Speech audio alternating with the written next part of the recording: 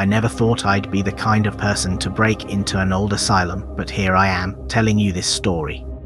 Maybe I was curious, maybe I was stupid, or maybe I just wanted to prove to myself that ghosts aren't real. Whatever the reason, I regret it now. Every second of it. It started when I moved to this small town in the Midwest. You know the type: quiet streets, old buildings, friendly neighbors who wave at you from their porches. But every town has that one place people whisper about. Here, it was Blackwood Asylum. Everyone said it was cursed. That's where the mentally ill were locked away decades ago, and no one really knew what happened inside. Some people said the doctors were cruel. Others said patients went missing. And then one day, the whole place just shut down. No explanation. The government fenced it off, and for years it's been sitting there, crumbling, alone, and forgotten. Or at least, that's what I thought. One night I was at a bar with a couple of locals I'd just met, Matt and Chris. We were talking about urban legends, and of course the asylum came up. People still hear screams from inside, Matt said, his voice low. Especially after midnight. Chris leaned closer. And if you stand in front of the main doors long enough, someone will knock back from the other side. They laughed like it was a joke, but I could tell from the way their eyes darted around that they weren't completely joking. I don't know what came over me. Maybe the beer, maybe my pride. But I said, I'll spend a night inside Blackwood if you want me to. Both of them stopped laughing. Chris shook his head immediately. Don't. People who go in there don't stay the same. That only made me more stubborn. Then I'll film it. You'll see it's nothing but an old building. And that's how this whole nightmare started. The next night, I grabbed a flashlight, a small camera, and a backpack with water and snacks. My heart was racing before I even reached the gates. The asylum sat on top of a hill surrounded by broken iron fencing. The main building loomed against the sky, tall and sharp, with shattered windows like black, empty eyes staring down at me. Ivy crawled up its walls, and the wind made the loose shutters creak. I climbed through a gap in the fence and made my way up the cracked stone steps. The doors were heavy wood, half rotten, and they groaned when I pushed them open. The smell hit me first. A mix of mold, dust, and something else, something metallic, like rust or blood. My flashlight beam cut through the darkness, showing me peeling paint, broken furniture, and long hallways stretching into blackness. It felt wrong the second I stepped inside, like the air was thicker, heavier, and pressing down on me. I told myself it was just nerves. I set up my camera on a tripod near the entrance, pointing it down the hallway. Okay, I whispered into the mic, trying to sound calm. It's just me in here. No ghosts, no demons. Just an old building. Let's prove it. For the first hour, nothing happened. I walked through dusty corridors, shining my light into rooms filled with broken beds and rusted wheelchairs. Old papers littered the floors, charts with patient names I couldn't read anymore. At one point, I stepped into what looked like the cafeteria. Long tables were still there, but the chairs were overturned. The smell was stronger here, and I thought I heard something drip, drip, dripping from the ceiling. I lifted my flashlight. Nothing. Just cracked plaster and shadows. I was about to leave when I heard it, a soft shuffle, like feet dragging across the floor. I froze. Hello? I called, my voice trembling more than I wanted. No answer. I told myself it was a rat. That's all. Just a rat. But deep inside, I knew that sound wasn't an animal. Around midnight, I found myself in a long hallway lined with patient rooms. Most of the doors were open, swinging slightly in the breeze that moved through the broken windows. But one door at the very end was closed.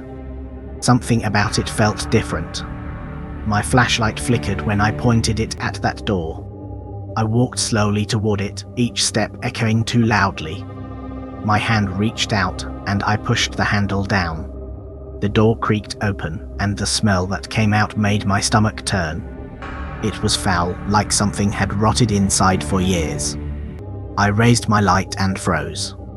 There was a bed in the middle of the room, and on that bed was the outline of a person. At first I thought it was just a pile of sheets, but then I saw the shape of a head, shoulders, arms. The figure was lying perfectly still. "Jesus Christ," I whispered. My hands shook so bad the light danced across the walls. I stepped closer, every part of me screaming to turn back. The closer I got, the more I realized it wasn't a real body. It was a dummy. A mannequin. But its face was carved to look like it was screaming. I stumbled back out into the hallway, my heart hammering. I leaned against the wall, trying to catch my breath. That's when I heard it. Knock. Knock. Knock. L3 slow, heavy knocks. Coming from the main entrance doors, the ones I had come through. I froze. My camera was still pointing that way. I wanted to believe it was just the wind, but doors don't knock by themselves. I started walking back, every nerve in my body screaming. My flashlight flickered again.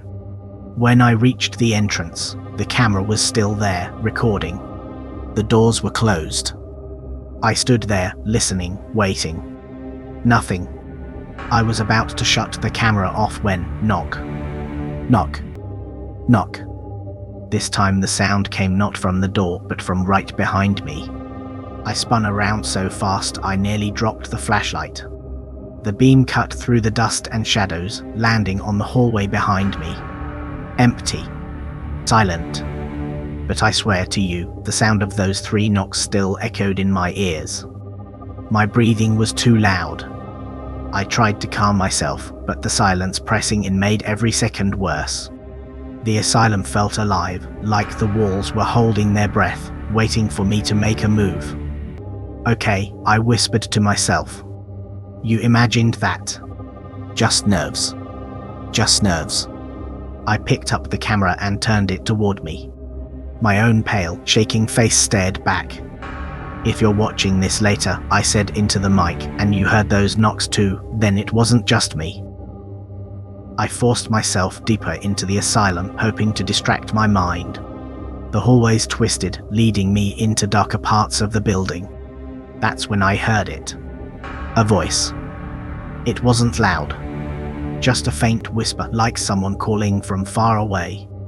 At first I thought it came from upstairs. Then I realized no, it was right beside my ear. I jumped back, swinging the flashlight wildly. Nobody. Nothing. Just cracked walls and peeling paint. The whisper came again, softer this time. A single word. "Stay." I felt my blood run cold. I shouted into the hallway, "Who's there?" My voice echoed, bouncing back at me, empty. I don't even know why I kept going, but part of me felt like turning back would be worse. Like if I ran, something would chase me. Eventually, I found a heavy metal door hanging halfway open. Pushing through, I entered what looked like an operating theatre. The room was circular, with tiers of seats above, where doctors once watched surgeries. In the middle was a rusted operating table, its leather straps still in place. Stains covered the surface. Dark, permanent stains. My light caught something scratched into the floor beside the table. Words, written over and over again, "Let me out. Let me out. Let me out." I crouched down to look closer, and I realized some of the scratches were deep enough that fingernails must have broken off while carving them. That's when I heard footsteps above me, moving across the seating area. Slow. Heavy.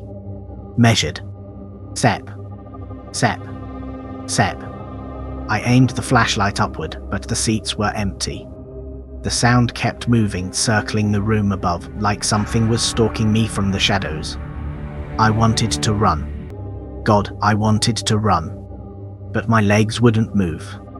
Finally, I forced myself out of the operating room and back into the hallway. The footsteps stopped the moment I left, which somehow felt even worse. I tried to find my way back to the main entrance, but the hallways didn't look the same anymore. I swear to you, it was like the building had shifted. Corridors stretched longer, turns appeared where they hadn't been before. That's when I saw it. At the end of the hallway, under a flickering light, stood a shadow. It wasn't cast on the wall, it stood on its own, like a person made entirely of darkness. No features. No face. Just tall, motionless, watching me. My flashlight dimmed the moment I pointed it at the figure. The batteries were fresh, I swear they were, but the beam weakened until I could barely see. "Say back," I shouted, my voice breaking. The shadow didn't move. It just tilted its head. Then, slowly, it raised one hand. And with a single finger, it pointed right at me. I turned and ran. I didn't care where I was going, I just wanted to get away. The hall twisted, and I slammed into a set of stairs leading down. The air grew colder as I descended, my breath turning white in the beam of the weak flashlight. The basement smelled worse than anywhere else. Damp, rotten, and thick. The kind of smell that makes your stomach churn before you even know why. I realized then that the knocks, the whispers, the shadow, they had been leading me here. At the bottom of the stairs, I found a corridor lined with heavy metal doors. Each had a small barred window at eye level. Cells. Most were empty, just stone and rust. But one door, halfway down, had something scratched deep into the metal. I leaned closer to read. It said, "He never left." And that's when I heard breathing. Slow, raspy breathing. Coming from inside that cell. My heart slammed in my chest. I told myself it was impossible, the place had been abandoned for decades. No one could be inside. Still, I forced myself to lift the flashlight, shining it through the bars. At first, I saw nothing but darkness. Then two eyes opened. They glowed faintly, reflecting the beam. Wide, unblinking, staring straight into mine. I stumbled back, nearly dropping the light. The breathing grew louder, faster, like whatever was in there had been waiting for me. The eyes didn't move. They just watched. I ran. I didn't care about the camera anymore. I didn't care about proving anything. I just ran up the stairs, through the endless halls, until somehow I burst out the main doors into the night. The air outside hit me like water after drowning. I collapsed on the steps, gasping, shaking, the asylum looming behind me.